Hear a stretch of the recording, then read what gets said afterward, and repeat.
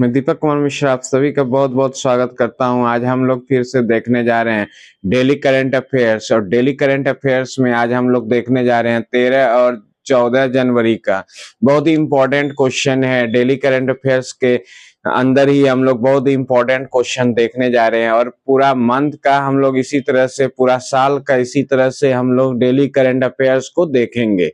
बहुत ही important question है, exam में ये क्वेश्चन आते रहता है। डेली करंट अफेयर्स बहुत ही दैनिक जीवन में भी देखते हैं, बच्चे लोग तो देखते ही हैं, बड़े लोग भी देखते हैं, बूढ़े लोग भी देखते हैं। करंट अफेयर्स सभी के लिए बहुत ही इंपॉर्टेंट है। सभी को मन में जिज्ञासा होता है कि पूरे देश दुनिया हो, चाहे बिहार हो, चाहे कोई और अन्य स्टेट हो, वहां पे क्या चल रहा है, क्या हो रहा है, ये सभी जानकारी लेने के लिए सभी लोग बहुत ही अच्छे से जिज्ञासा से इसको देखते हैं। करंट अफेयर्स बहुत ही इंपॉर्टेंट टॉपिक है और एग्जाम के लिहाज से तो इम्पोर्टेंट है ही। सभी प्रकार के एग्जाम, चाहे बीपीएससी हो, एसएससी हो, रेलवे हो, दरोगा हो, सभी टाइप का एग्जाम में बहुत बहुत इंपॉर्टेंट क्वेश्चन इससे पूछा जाता है। वेरी वेरी इंपॉर्टेंट क्वेश्चन इससे पूछा जाता है। तो हम लोग स्टार्ट करते हैं आज डेली करंट अफेयर्स। 13 जनवरी और 14 जनवरी का डेली करंट अफेयर्स है। वेरी वेरी इंपॉर्टेंट क्वेश्चन आता है एग्जाम में। पहला क्वेश्चन देखते हैं, बहुत इंपॉर्टेंट क्वेश्चन है। हाल ही में अंतरराष्ट्रीय क्रिकेट में 28,000 रन पूरा करने वाले दुनिया के तीसरे बल्लेबाज कौन बने हैं? दुनिया के ये तीसरे बल्लेबाज बन गए हैं विराट कोहली। 28,000 रन पूरा करने वाले ये दुनिया के सबसे, लेकिन 28,000 रन पूरा करने वाले ये दुनिया के सबसे तेज बल्लेबाज बन गए। मतलब सबसे कम मैचों में 28,000 रन विराट कोहली ने अभी हाल ही में पूरा किया है और ये दुनिया के तीसरे बल्लेबाज हैं और भारत के दूसरे बल्लेबाज बन गए हैं। क्लियर है? तो 28,000 रन पूरा करने वाले विराट कोहली ने मात्र 624 पारी में ये 28,000 रन पूरा किया है। 624 पारी में, सबसे कम पारी में 28,000 रन पूरा करने वाले ये दुनिया के पहले सबसे तेज, फास्टेस्ट जो होता है 28,000 रन पूरा करने वाले बल्लेबाज ये बन गए हैं। दूसरे बल्लेबाज इससे पहले कौन कौन थे? भारत की बात करें तो सचिन तेंदुलकर इनसे पहले कर चुके थे, लेकिन फास्टेस्ट नहीं था उनका। 644 पारी था, उन्होंने 644, 644 इनिंग्स में उन्होंने जो है 28,000 रन पूरा किए थे। और वर्ल्ड में अगर बात किया जाए तो इससे पहले कुमार संगकारा भी कर चुके हैं। ये श्रीलंका के हैं और विकेट कीपर भी हैं, कप्तान भी रह चुके थे, भूतपूर्व कप्तान और विकेट कीपर थे। इन्होंने 666 पारी में ये पूरा किया था, 28,000 रन पूरा किया 666 पारी में। बहुत ही इंपॉर्टेंट क्वेश्चन है, लेकिन मात्र 624 पारी में विराट कोहली ने पूरा किया। वेरी वेरी इंपॉर्टेंट क्वेश्चन, पहला है क्वेश्चन। और सबसे तेज बोला जाए तो विराट कोहली ही है और दुनिया का तीसरा और भारत का दूसरा बल्लेबाज बना जिन्होंने 28,000 रन पूरा किया है। बहुत ही इंपॉर्टेंट क्वेश्चन ये आएगा। दूसरा नंबर क्वेश्चन है, हाल ही में भारत ने हवाई खतरों से निपटने के लिए कौन सा मिशन लॉन्च किया है? वेरी वेरी इंपॉर्टेंट क्वेश्चन है। हाल ही में भारत ने हवाई खतरों से निपटने के लिए कौन सा मिशन लॉन्च किया है? सुदर्शन चक्र, इसका आंसर होगा सुदर्शन चक्र। बहुत इंपॉर्टेंट क्वेश्चन है। हवाई खतरों से यानी कि ड्रोन वगैरह जो पाकिस्तान या कोई अन्य देश से जब लड़ाई होता है या फिर ऐसे भी ड्रोन भेजने का कार्यक्रम उन लोगों का रहता ही है। भारत को डिस्टर्ब करने के लिए पाकिस्तान हमेशा लगा रहता है, तो वो हमेशा ड्रोन वगैरह जो है भेजते रहते हैं। इसी खतरों को पहचानने के लिए एक जो है मिशन लॉन्च किया गया है, सुदर्शन चक्र। उस मिशन का लॉन्च करने का जो मिशन का नाम है वो है सुदर्शन चक्र। यही पता करेगा कौन सा ड्रोन कहाँ आ रहा है, कैसे उसको तहस नहस पता चल जाएगा तब तो कर ही देगा। भारत के जो सैनिक हैं बहुत ही जाबाज हैं, साहसी हैं और वो सभी खतरों से निपटने के लिए तैयार रहते हैं। इसीलिए ये जो मिशन लॉन्च किया गया सुदर्शन चक्र, वेरी वेरी इंपॉर्टेंट क्वेश्चन है एग्जाम के लिहाज से। और देश के रक्षा मंत्री अभी वर्तमान में है राजनाथ सिंह। इंपॉर्टेंट क्वेश्चन है। देश की एक महत्वाकांक्षी और दीर्घकालिक कार्यक्रम है। ये प्रोग्राम जो है दीर्घकालिक है, शॉर्ट टर्म के लिए नहीं किया गया है, ये दीर्घकालिक प्रोग्राम है। इसके तहत हवाई खतरों से कैसे निपटना है उनके लिए प्रोग्राम ये बनाया जा रहा है और बनाया गया है। तीसरा नंबर क्वेश्चन, हाल ही में किसे आरबीआई से पेमेंट एग्रीगेटर क्रॉस बॉर्डर पीएसीबी के रूप में संचालन की मंजूरी मिली है। कहने का मतलब है कि आरबीआई से ही मंजूरी मिलेगा कि कोई भी जो है बैंक हो चाहे कंपनी हो, कहने कंपनी को तो सेबी देता है और आरबीआई बैंकों को देता है। तो कहने का मतलब है कि आरबीआई से पेमेंट एग्रीगेटर क्रॉस बॉर्डर यानी क्रॉस बॉर्डर के सीमा के आर पार जो पेमेंट का एग्रीमेंट होगा उसका मंजूरी जो है जो दिया है वो किसको दिया है, आरबीआई ने स्काइडो को। किसको दिया है, स्काइडो कंपनी को दिया गया है। बहुत ही इंपॉर्टेंट क्वेश्चन ये भी है, स्काइडो को ये मंजूरी मिला है आरबीआई से। और आरबीआई के बारे में हम पहले भी पढ़ चुके हैं कि आरबीआई का गठन जो हुआ था 1 अप्रैल 1935 ईस्वी को हुआ था, इंपॉर्टेंट है। और आरबीआई का जो पहले जो गवर्नर थे वो कौन थे, सर ऑसबॉर्न स्मिथ। और भारतीय गवर्नर का अगर बात किया जाए तो सीडी देशमुख, पहले भारतीय। तो बहुत ही, और राष्ट्रीयकरण आरबीआई का कब हुआ था, 1949, 1 जनवरी 1949। तो बहुत इंपॉर्टेंट क्वेश्चन आता है एग्जाम में आरबीआई से भी। आरबीआई जो है सभी बैंकों पर नियंत्रण रखती है, ये तो हम लोग जानते ही हैं। उनका सीधा कस्टमर से कोई मतलब नहीं रहता है, वहां पे ना पैसा का लेन देन कर सकते हैं ग्राहक, कोई मतलब ही नहीं रहता, ग्राहक से उनको मतलब ही नहीं है आरबीआई को। वो सीधा बैंक को जो है कंट्रोल करता है, बैंक को ही पैसा देते हैं और लेते हैं, कभी कभी रेपो रेट के दर पे और कभी लेते हैं रिवर्स रेपो रेट के दर पे। तो ये आरबीआई का काम है, मौद्रिक नीति है उसका। नेक्स्ट है, चौथा नंबर क्वेश्चन है, हाल ही में किस राज्य के मुख्यमंत्री द्वारा हिस्ट्री दैट इंडिया इग्नोर्ड, ये पुस्तक है हिस्ट्री दैट इंडिया इग्नोर्ड। ये पुस्तक पहले भी आ चुका है, प्रेम प्रकाश इसके राइटर है, इनके लेखक हैं, जिनके पुस्तक का विमोचन गोवा के मुख्यमंत्री प्रमोद सावंत जी के द्वारा किया गया है। तो कहने का मतलब है प्रमोद सावंत जो है गोवा के सीएम है, इन्होंने ही इस पुस्तक का विमोचन किया। वेरी वेरी इंपॉर्टेंट क्वेश्चन है, ये पुस्तक पहले से है, हिस्ट्री दैट इंडिया इग्नोर्ड। तो ये पुस्तक पहले से है और इन्हीं का नया संस्करण का लॉन्च किया है। तो राइटर कौन है, लेखक कौन है, Prem Prakash. Very very important question. अब है गोवा के बारे में तो जानते ही हैं, गोवा की राजधानी पणजी है, गोवा के सीएम जो है प्रमोद सावंत हैं। और गोवा जो है ये सबसे छोटा राज्य है, क्षेत्रफल के दृष्टि से गोवा सबसे छोटा राज्य है, जबकि जनसंख्या की दृष्टि से सिक्किम सबसे छोटा राज्य है। क्लियर है। नेक्स्ट क्वेश्चन आते हैं, 5वां नंबर क्वेश्चन है, बहुत इंपॉर्टेंट सब क्वेश्चन हम लोग देखते हैं डेली करंट अफेयर्स के द्वारा।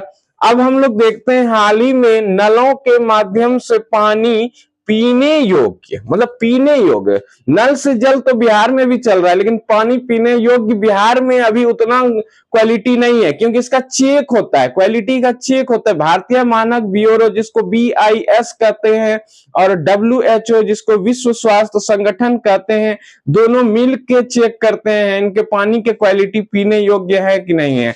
तो ये चेक किया गया है और उसके तहत पूरी, ये उड़ीसा के जो पुरी है, पुरी शहर, बहुत जगन्नाथ मंदिर भी यहीं पे है।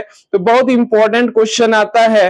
तो ये जो पुरी है भारत का पहला शहर बना है जहां स्वच्छ पीने योग्य पानी का जो है उसको दिया गया है, पीने योग्य पानी उपलब्ध करवाने वाला भारत का पहला शहर कौन बना है, पुरी। ये किस योजना, किस मिशन के तहत, तो सुजल ड्रिंक फ्रॉम टैप यानी नल से पानी, स्वच्छ पानी, ये पुरी है भुवनेश्वर। तो भुवनेश्वर के बारे में तो हम पुरी है। तो बहुत इंपॉर्टेंट है, ये उड़ीसा राज्य में है, बहुत इंपॉर्टेंट क्वेश्चन है। नेक्स्ट है, उड़ीसा के मुख्यमंत्री कौन है, मोहन चरण मांझी, इंपॉर्टेंट है। 6ठा नंबर क्वेश्चन, हाल ही में कौन सा देश पहली बार वीमर ट्रायंगल कूटनीति में शामिल हुआ है। तो वीमर ट्रायंगल कूटनीति में शामिल होने वाला अभी हाल ही में कौन देश हुआ है? अपना भारत हुआ है, यानी कि भारत देश जो है इसमें शामिल हुआ है। ये 3 देशों का पहले से समूह है और उसमें भारत शामिल हुआ है। तो 3 देश इसमें कौन कौन थे? फ्रांस, जर्मनी और पोलैंड। बहुत इंपॉर्टेंट क्वेश्चन है ये। जो है यूरोप में कैसे लचीला उसको बनाना है, यूरोप में कैसे सब कुछ स्वच्छ, मतलब किसी भी परिस्थिति से, युद्ध के परिस्थिति से अपने आप में ढालने के लिए ये वाला जो है किया गया है, ये वीमर ट्रायंगल कूटनीति को किया गया है। ये फ्रांस, पोलैंड और जर्मनी। बहुत इंपॉर्टेंट क्वेश्चन है, इसमें भारत भी शामिल हुआ है। बहुत इसकी स्थापना कब हुआ था? 1991 ईस्वी में। ये यूरोप में किसी भी प्रकार के युद्ध क्षमता को बढ़ाने के लिए, चाहे वो किसी भी शांति के लिए, सुरक्षा के लिए, इस प्रकार का जो है ट्रायंगल का निर्माण किया गया है। इसमें फ्रांस, जर्मनी और पोलैंड पहले से है और भारत इसमें शामिल हो गया है। तो अभी जर्मनी के चांसलर आए थे फ्रेडरिक मर्ज। बहुत इंपॉर्टेंट क्वेश्चन आता है ये सब क्वेश्चन जो है पूछता है। बहुत इंपॉर्टेंट क्वेश्चन है, सभी एग्जाम में डेली करंट अफेयर्स जो दे रहे हैं, बहुत ही इंपॉर्टेंट क्वेश्चन है। इससे क्वेश्चन आता है। आजकल बहुत सारे एग्जाम में करंट अफेयर्स का वेटेज बढ़ गया है, पूछने का वेटेज बढ़ गया है। बहुत इंपॉर्टेंट क्वेश्चन एग्जाम में आता है और उसको हम लोग अच्छे से एनालिसिस करेंगे। और डेली करंट अफेयर्स के बाद एक बार जो है मंथ का भी करंट अफेयर्स देंगे। बहुत इंपॉर्टेंट क्वेश्चन है। वीकली करंट अफेयर्स देंगे। बहुत इंपॉर्टेंट क्वेश्चन है। अब देखते हैं इससे आगे हम लोग नंबर क्वेश्चन। हाँ, 7वां नंबर क्वेश्चन है, हाल ही में इटली ने गोवा के किस उद्योगपति को प्रतिष्ठित नागरिक पुरस्कार से सम्मानित किया है? तो ये गोवा के किस उद्योगपति को उनके अच्छे कार्यों के लिए, या फिर जो वहां पे इटली में लंबे समय से रह रहे थे, वहां पे अच्छे व्यापार को लेके, राजनीति को लेके, सामाजिक क्षेत्रों में बढ़ावा को लेके, प्रोत्साहन को लेके, उसको लेके इनको पुरस्कार दिया जाता है। मतलब भारतीयों को प्रत्येक वर्ष दिया जाता है इटली में यह पुरस्कार, और इस बार मिला है किसे? श्रीनिवास डेम्पो को। ये गोवा के उद्योगपति हैं जिनको पुरस्कार मिला है। कहां पे? इटली में। तो इटली की राजधानी कहाँ है? रोम में। तो बहुत ही इंपॉर्टेंट क्वेश्चन आता है, इस टाइप का क्वेश्चन आता है। गोवा के सीएम हम लोग देख चुके हैं, प्रमोद सावंत हैं। बहुत ही इंपॉर्टेंट है, पणजी राजधानी है। अब आते हैं 8वां नंबर क्वेश्चन। नेक्स्ट क्वेश्चन है 8वां नंबर। हाल ही में विकसित भारत युवा संवाद 2026 का आयोजन किस शहर में किया गया है? हाल ही में विकसित भारत युवा संवाद, मतलब युवा विकसित भारत को ध्यान में रखते हुए युवा संवाद के लिए यूथ का जो कन्वर्सेशन होता है, मीटिंग होता है, वो कहाँ रखा गया था? तो किस शहर में? नई दिल्ली में रखा गया था। विकसित भारत युवा संवाद का कार्यक्रम कहाँ रखा गया? नई दिल्ली में। तो नई दिल्ली बहुत हम जानते ही हैं, देश की राजधानी है। अब नेक्स्ट आते हैं 9वां नंबर क्वेश्चन। हाल ही में किस राज्य में अरलम वन्य जीव अभयारण्य का नाम बदलकर अरलम तितली अभयारण्य कर दिया गया है? मतलब अरलम वन्य जीव अभयारण्य का नाम चेंज करके अरलम तितली अभयारण्य कर दिया है, और ये देश का पहला अभयारण्य बन गया है। केरल है। किस राज्य में? केरल में। ये केरल जो है भारत का भी पहला तितली संरक्षित अभयारण्य बन गया है। इंपॉर्टेंट क्वेश्चन है, बहुत इंपॉर्टेंट क्वेश्चन है। केरल में जान ही चुके हैं, पिछले क्लास में जान ही गए थे। केरल के जो मुख्यमंत्री हैं पिनारई विजयन है। बहुत इंपॉर्टेंट क्वेश्चन है। तिरुवनंतपुरम इसके क्या है? ये राजधानी है तिरुवनंतपुरम, और इनके राज्यपाल है राजेंद्र आर्लेकर। बहुत इंपॉर्टेंट क्वेश्चन है। पहले थे आरिफ मोहम्मद खान और वो बिहार के राज्यपाल बन गए हैं, और जो बिहार के थे राजेंद्र आर्लेकर, वो चले गए कहाँ पे? केरल में। बहुत इंपॉर्टेंट क्वेश्चन है। अब है 10वां नंबर क्वेश्चन है। हाल ही में मेटी ने MEITY यानी किस IIT में परम शक्ति सुपर कंप्यूटिंग सुविधा का शुभारंभ किया? ये नेशनल जो सुपर कंप्यूटर मिशन के तहत ये किया जा रहा है। ये कहाँ किया गया? IIT मद्रास में। वेरी इंपॉर्टेंट क्वेश्चन है। ये जो है मेटी का मतलब हुआ यहाँ पे ministry of electronics and information technology, जो है मंत्रालय के तहत इसको किया गया है। वेरी वेरी इंपॉर्टेंट क्वेश्चन है आईआईटी मद्रास। अब नेक्स्ट आते हैं 11वां नंबर क्वेश्चन है, बहुत ही इंपॉर्टेंट क्वेश्चन ये भी आता है आपका।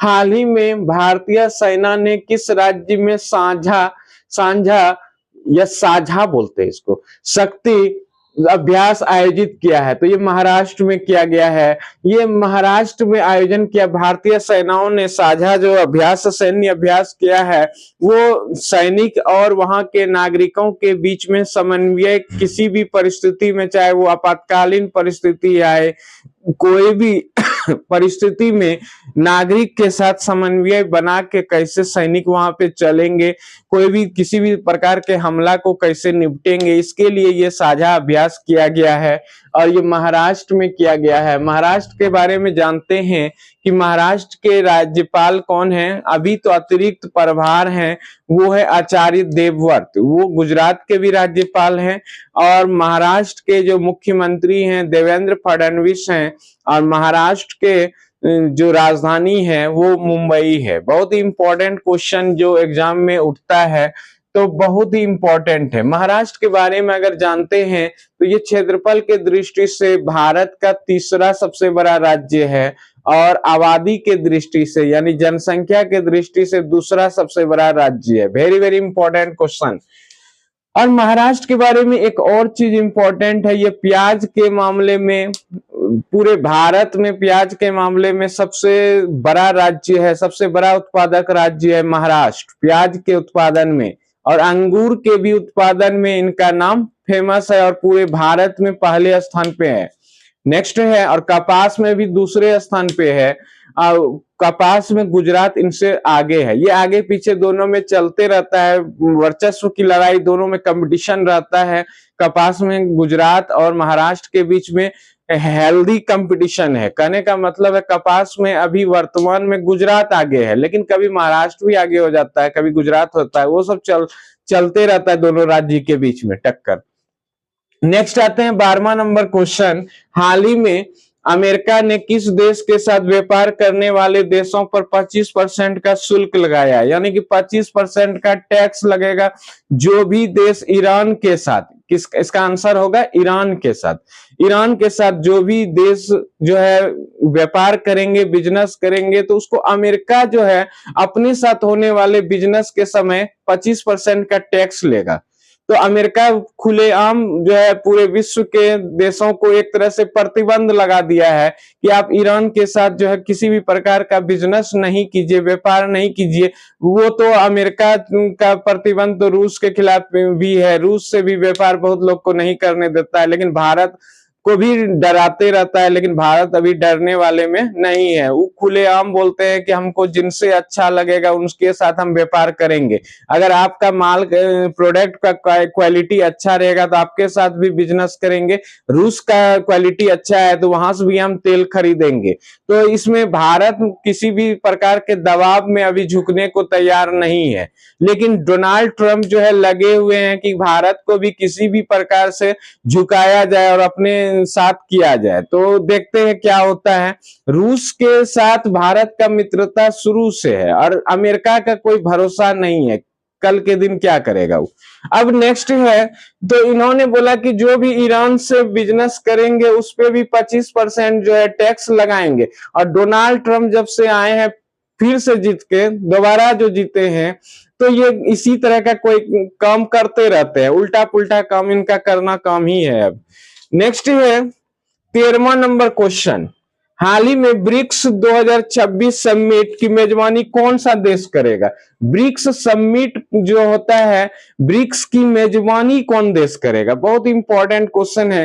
ये ब्रिक्स का गठन 2009 में हुआ था, उस टाइम ब्रिक नाम था। बहुत इंपॉर्टेंट है। ये तो मेजबानी तो भारत करेगा 2026 का, लेकिन उसका इतिहास जानते हैं। ब्रिक का जो है गठन हुआ था 2009 ईस्वी में।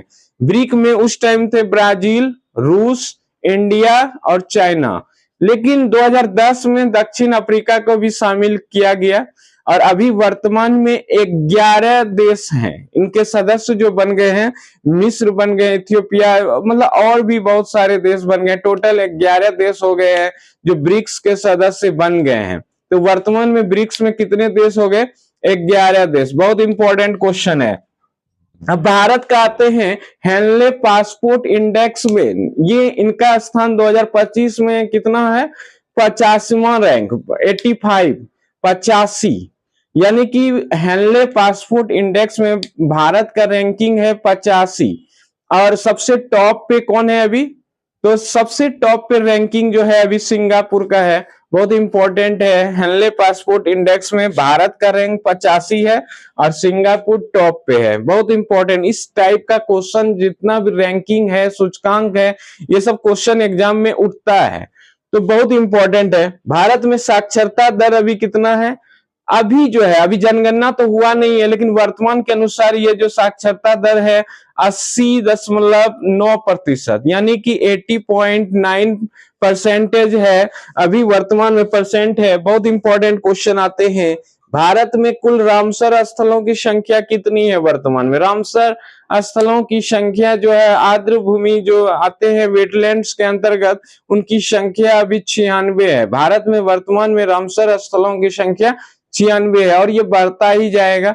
इस तरह से आज हम लोग देखे करंट अफेयर्स 13 और 14 जनवरी का, बहुत ही इंपॉर्टेंट सब करंट अफेयर्स था, जो कि आपके एग्जाम के लिहाज से बहुत ही इंपॉर्टेंट है। और सभी प्रकार के एग्जाम में, चाहे वो बीपीएससी, एसएससी, रेलवे, दरोगा, सभी प्रकार के यूपीएससी, सभी प्रकार के एग्जाम में इस प्रकार का करंट अफेयर्स आता है।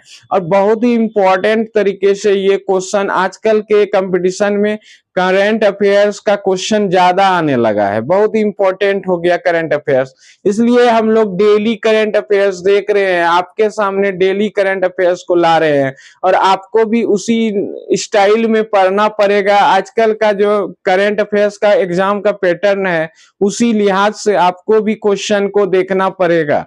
बहुत ही इंपॉर्टेंट है। और उसके अलावा आप हिस्ट्री देख ही रहे हैं, ज्योग्राफी देख ही रहे हैं, कॉन्स्टिट्यूशन देख ही रहे हैं, इकोनॉमिक्स देख ही रहे हैं, फिजिक्स केमिस्ट्री भी देखिएगा, तो सभी कुछ इंपॉर्टेंट है। बायोलॉजी भी देखना है, विविध भी देखना है। यानी कि पढ़ाई के लिए ही तो आए हैं, पढ़ाई तो आपको करना ही पड़ेगा, बहुत अच्छे से स्मार्ट वर्क करना पड़ेगा, तभी आपको सफलता मिलेगी। आप सभी का बहुत बहुत धन्यवाद।